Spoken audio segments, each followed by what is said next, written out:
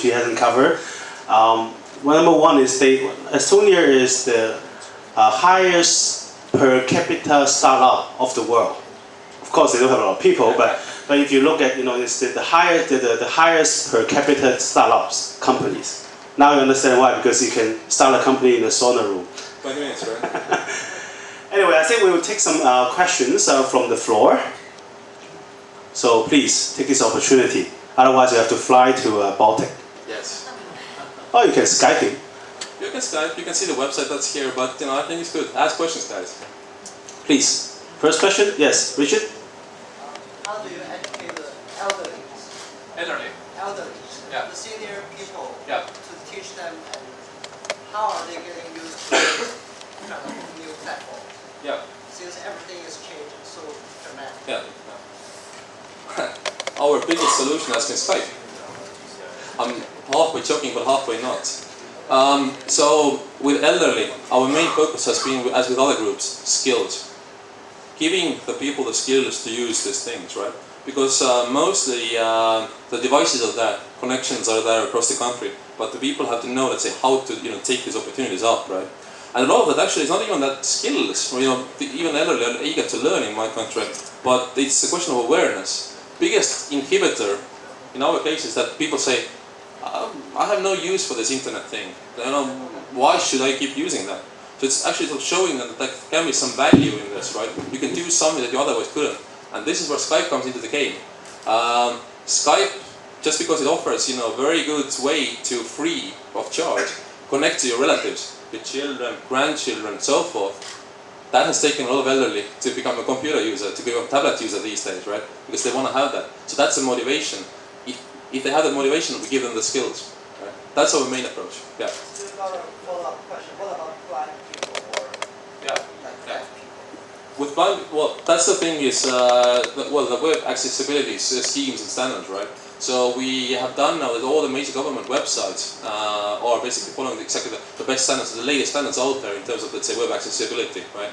And the only trouble there is that we have to work more with international providers in the area. So there's lots of these tools available anyway, but not in our language.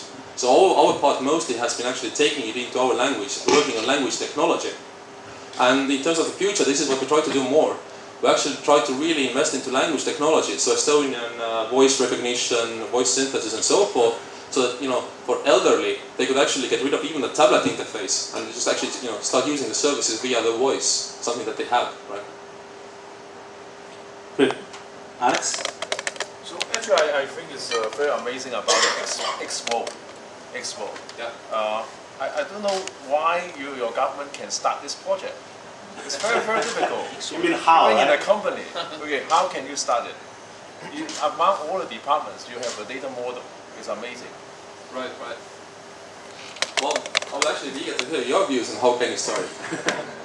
I just have one word to say. I think a lot of it starts with leadership. Like, we could not have done the things we've done without proper leadership in time, which in some sense happens to be perhaps sheer luck, but not only, right? So it's about a lot of, let's say, what my role nowadays in my current position is that actually leadership is one thing, but let's say finding these people who are hungry, right? So in every department, every company, there's people who want to do things differently. And finding them, giving them tools, empowering them is, let's say, the other sort of thing that we try to see. So even if the leaders are not there, we try to find the guys who, next to them, right, who want to do completely redo things. Yeah. Great. Joe?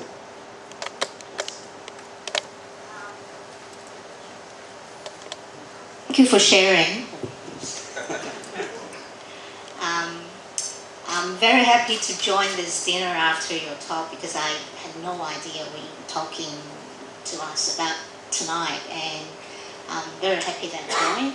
And I'm a user experience consultant, and I'm very happy to hear what you just shared, and that's exactly what we're trying to get people to do in this part of the world, especially in corporations, but without too much success. Can you share with us how you can get this whole government to focus on the users instead of technology? start this project that you guys you should feel really proud, I think.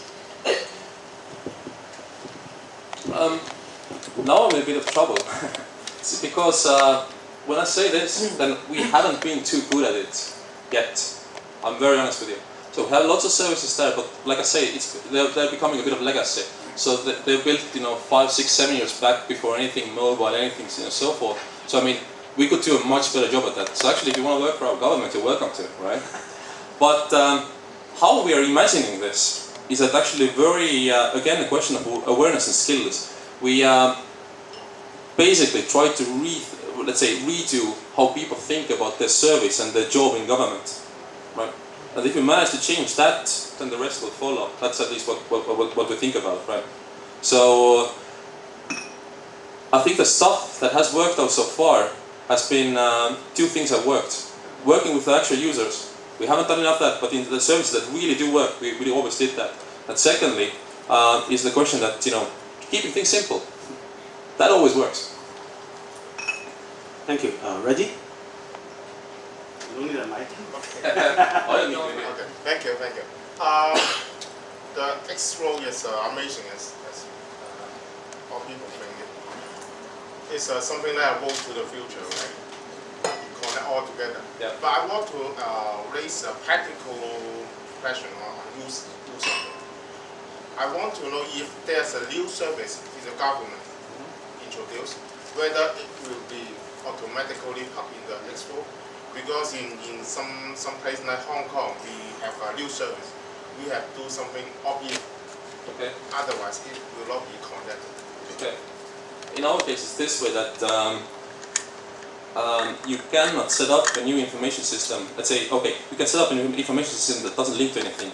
If you want to link, by our rules and regulations, you have to use the X-Road. So it's mandatory, if that answers your question.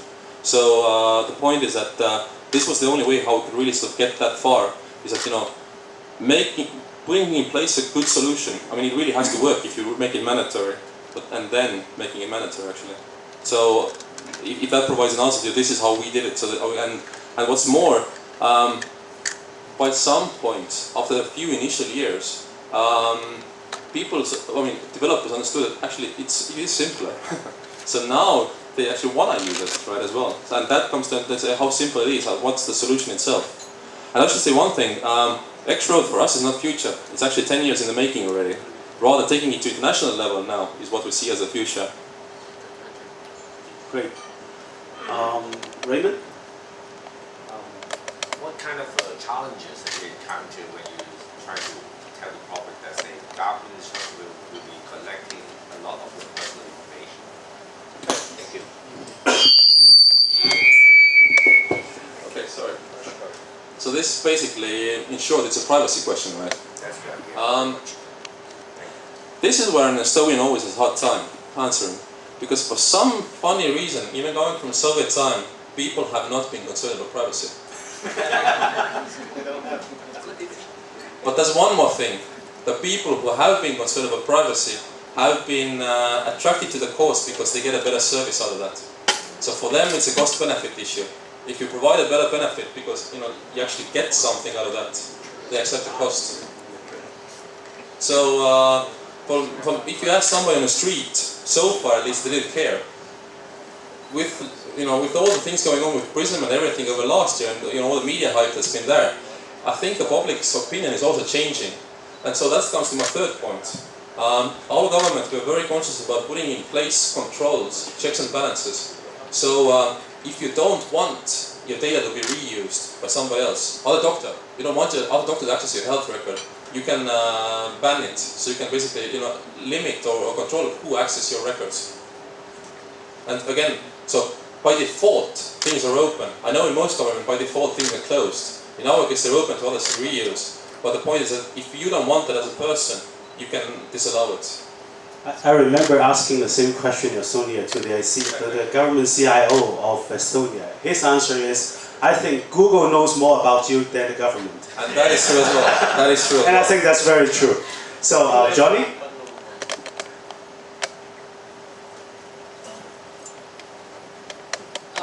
Software always get bugs. when you get all the whole government online or relies on online, and the whole city relies on online, and even though the American, the ministry level of America still be hacked, so how can you avoid any problem in terms of the level infrastructure will get the whole city there? So how can you avoid these kinds of disasters to happen, or how you handle it, or how you prepare for these kinds of things to happen?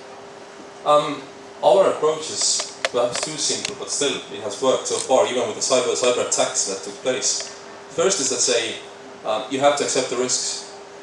Most of services don't need to be up in times of crisis, right? I mean, so, okay, digital signatures perhaps should work, that kind of certification should work, but not everything else has to be there. Let's say, in times of cyber attack, you don't need to really declare your residence, so change that.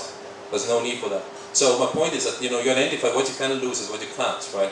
And so that's the risk management thing, right? So from that we eliminate, let's say, the things that we really still work on, right? And with these things that remain in critical sort of service structure, then we do quite a few things.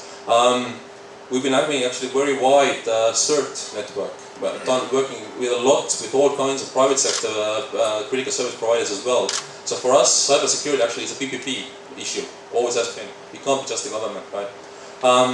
One more thing, we have been very much preparing for, let's say, large-scale incidents by setting up basically like a contingency force. So we have something, I guess it's like a paramilitary, we call a cyber defense league. So the point is that guys who are just IT professionals, for example, if there's a time in need, we can call on this group, right, to come actually to do help CERT out, help critical service providers out. So this is exactly like, say, contingency force waiting to be in action, right? And fourth, well, this is something we haven't been too good at so far, but now we're changing that with a new strategy. You have to remember how to do things the old-fashioned way. So this means that you have to have a backup plan for the critical services, right? And that backup plan cannot be digital as well, right? So we have perhaps taken a bit too far every now and then, but at the same time, again, now we try to have that alternative in place. But fifth thing, and with this I end, I promise.